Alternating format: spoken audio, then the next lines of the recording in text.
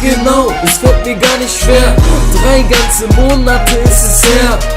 Anfangs dachte ich nicht, dass ich ne Chance hab, doch schon merkte ich, dass es da einen Funken gab. Vielleicht bin ich nicht perfekt, doch ich glaube du weißt, welches Potenzial in mir steckt. Bin ich bei dir, fühle ich mich wohl, und bin ich mal alleine, weiß ich, wen ich hol. Hab schon oft an dich gedacht, und jedes Mal hat es dieses Feuer entfacht. Ich bin stolz darauf, dich mein zu nennen, ja, und abends neben dir einzupennen.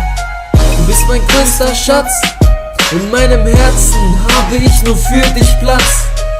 Leider gibt es wenig Menschen wie dich, denn die meisten lassen dich im Endeffekt nur im Stich. Und weil ich nicht von deiner Seite weiche, lieb ich dich immer noch auf die gleiche Weise. Den Zahn zu verlieren für dich wäre kein Problem für mich. Mit dir kenn ich keine Grenzen, bin ich bei dir, kann mich keiner bremsen.